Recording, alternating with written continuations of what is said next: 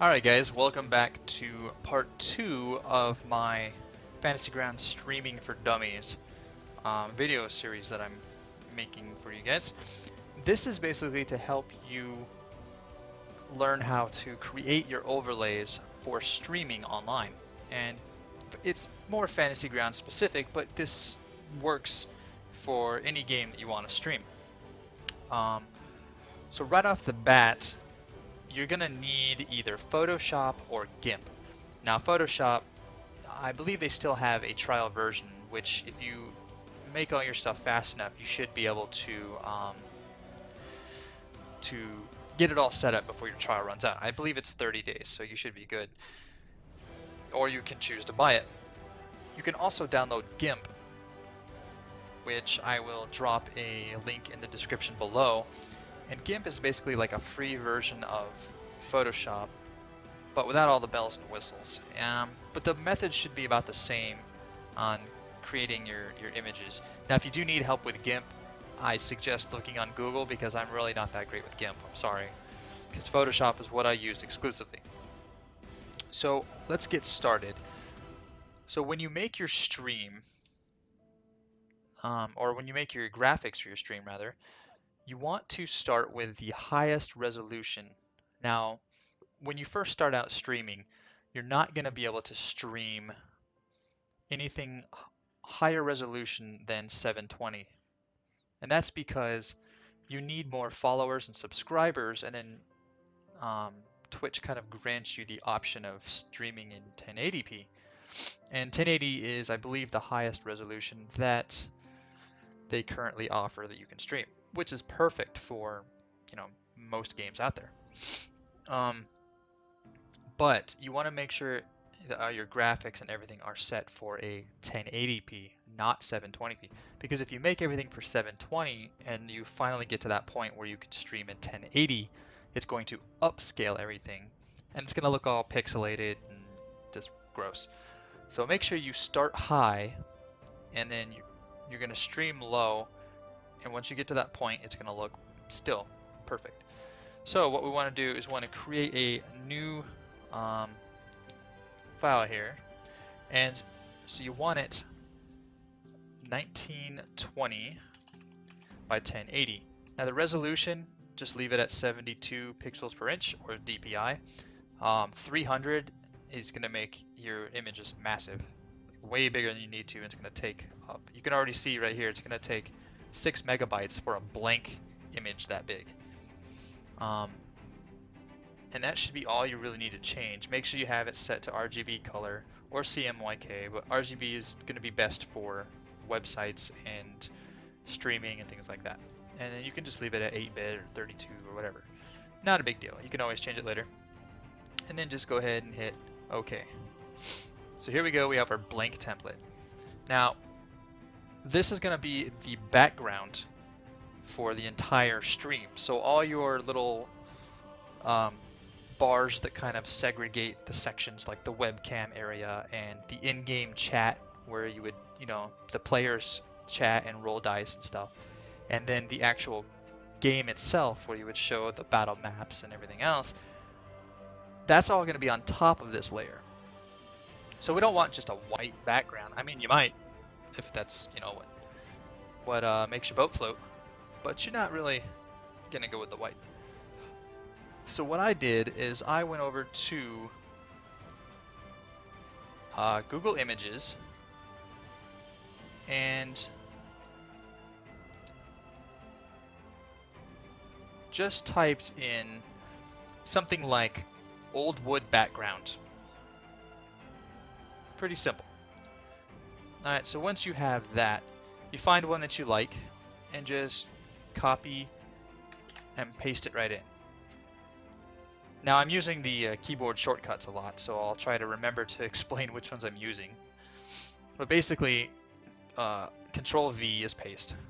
Now I'm just going to drag this up to the corner, and it'll kind of snap in there, and use Control T, which is transform, and just kind of stretch this across. Oh, this song is kind of weird.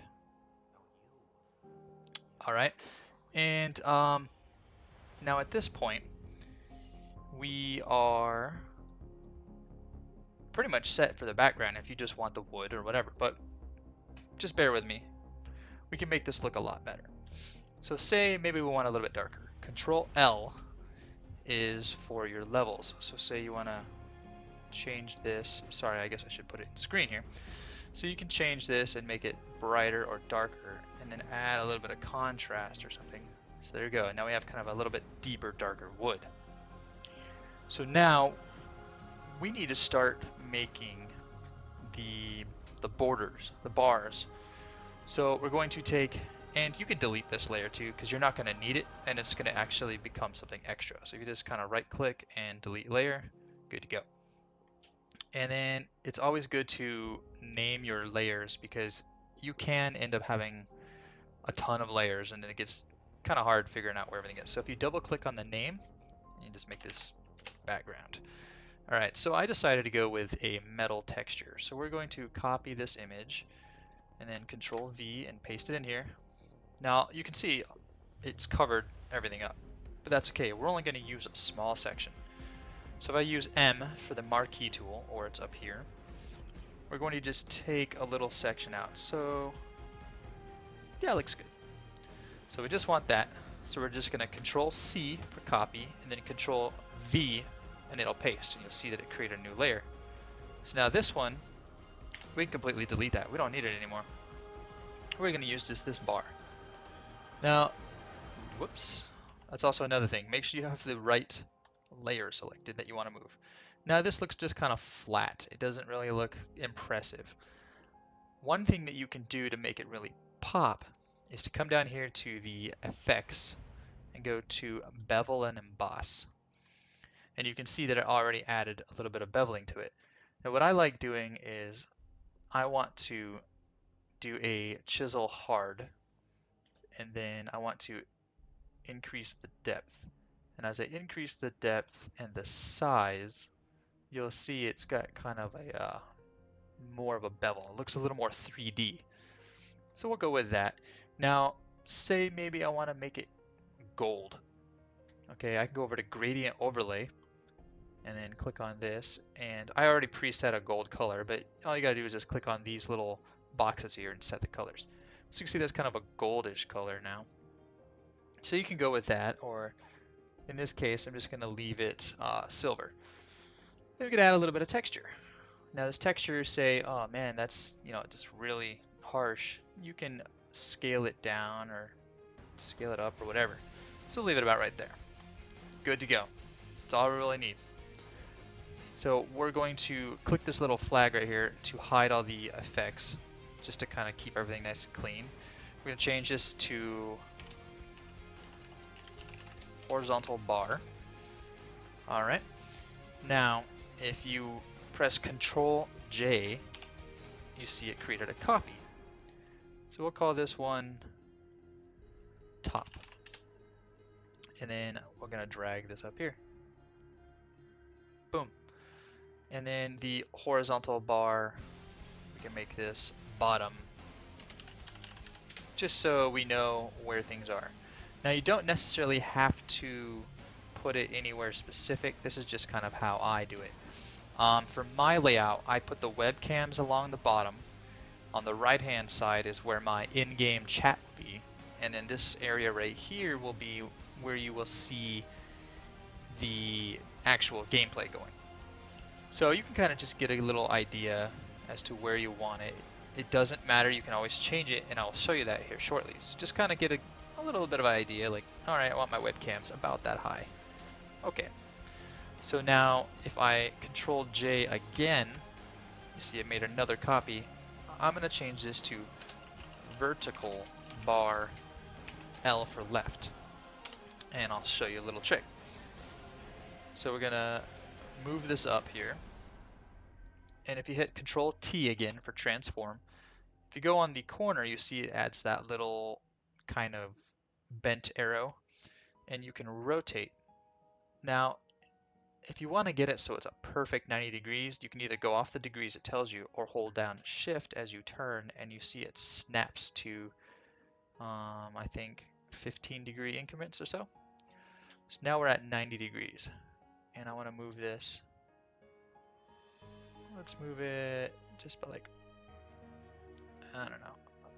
Right here works. Okay, cool. Well, now we need one for the right side, right? Control J again. Make sure you name it. So we'll change this to vertical bar right.